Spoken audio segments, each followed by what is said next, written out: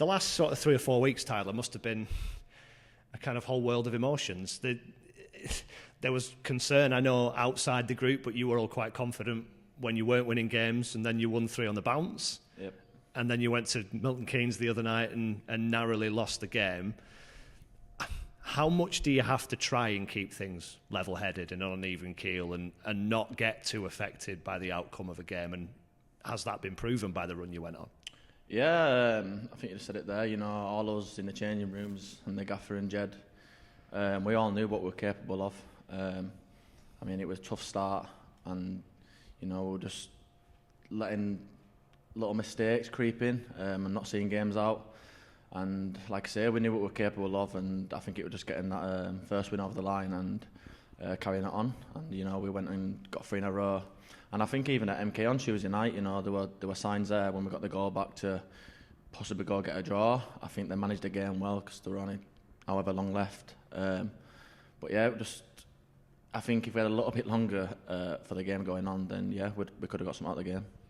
How much of a difference does, not necessarily confidence, but maybe a bit of belief that the performances are starting to get you results and get you points, does that help that you've got over the line a few times and got on that little run?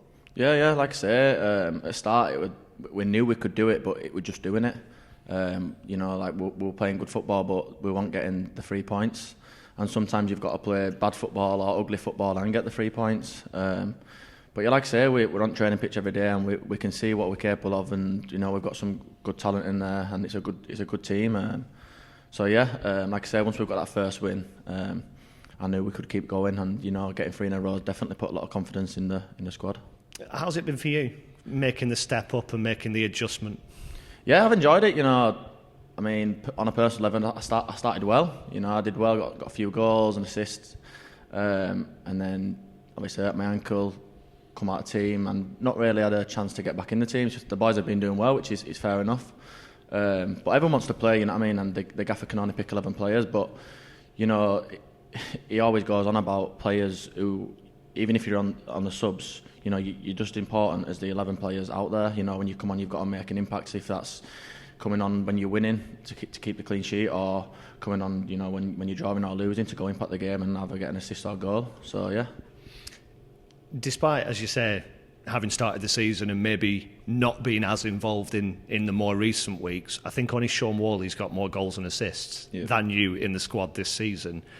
How pleasing is that, given you have stepped up to this level? Yeah, I mean, it's good. You know, it's not bad being behind Sean Worley, great player. But yeah, you know, I just want to keep doing what I know I can do. I knew I was capable of stepping up, and you know, I've proved that. So just got to keep doing that, and you know, working hard on the training pitch. And when I do get my chance, just do what I know I can do, and that's get goals and assists and help the team out. How different is it given the change in system for you? Because we saw you at the start of the season as a wide player, and now, in a traditional sense, there aren't really wide players. You've been deployed as a forward, off a forward, as a wing back. Are you having to show your versatility? Yeah, I mean, it's hard. Obviously, like you say, we started with a 4-2-3-1, so that kind of worked for me because I was out on the wing, what my favourite position is. Obviously, going to the 5-3-2 now, it's kind of hard to get I'm not saying the best out of me, because wherever I go on the pitch, I'll put 100% in. If that's a 10 centre mid up front, anywhere wing backs, I'll do a job. But yeah, it's been hard because, like I said, my main power kind of is being on the wing, getting past players, beating them. But you know, wherever the gaffer puts me on, I'll make sure that I put 100% in. Is that a really overwhelming feeling amongst this group of players, that there might be some players being asked to do things that are not necessarily their sort of number one forte, but everybody's seemingly prepared to go and do whatever the manager asks them? Yeah, of course. You know, like I say, it's a good team in there, and everyone wants to do well. And if that's playing out of position for a game or two, or whatever, I feel like everyone in that changing room is capable of doing it. The group of players, I've spoke to a few people this week at different clubs ahead of games, mostly that were making long trips, and talking about how that helps the atmosphere and how that brings players together. There has been quite a lot of change in that changing room. You were obviously one of the new ones this summer. How quickly has it all sort of come together? How quickly is there that sort of atmosphere? And I imagine all sorts going on in your WhatsApp group and whatnot. And how much does that help? Yeah, I mean, you know, coming into a new team, it's it's always hard, but this changing room's good. I've been in some good changing rooms, and this is definitely up there. Everyone's welcoming, and like I say, it started off hard because we weren't getting the wins or the results. Sorry, but now we've got them and stuff. The WhatsApp group's good. The change rooms are good. It's got a good feel around the training pitch, and hopefully we can take that into the games and start getting points. We talked a bit about belief a few minutes ago. How much more belief is there coming into a home game now after the couple of home results you've had recently, even though you are playing one of the better teams in this division in terms of what we've seen so far? Yeah, I think that we're a different team at home. I don't know if that's just how it is, but when the fans get behind us and stuff, I feel really confident at home. We've had good results here, I guess. Some could have been better, like the Harrogate one and the Port Vale. If we could have seen them out, that'd have been another two wins. But as a team, everyone's buzzing to be at home, and like I say, get the fans behind us. And Walsall are a good team, but we've watched them and we've looked at where they're good and where we can hurt them. And we'll be right at it tomorrow. How much does that appeal, the idea of testing yourself against one of the teams that's right up there?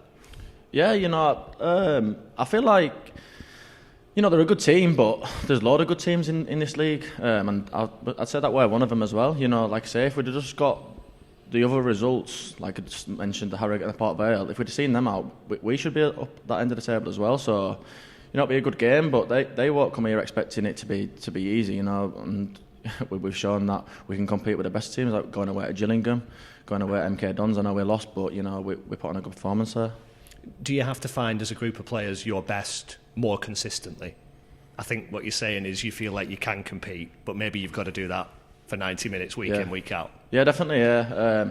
I just think it's about taking chances. We've looked over at Walsall, and they're getting similar chances to us, and I think they're just taking it and we haven't been taking it. But like I say, we've worked on where we can hurt them and stuff, and come tomorrow, hopefully we take our chances and get the 3 points.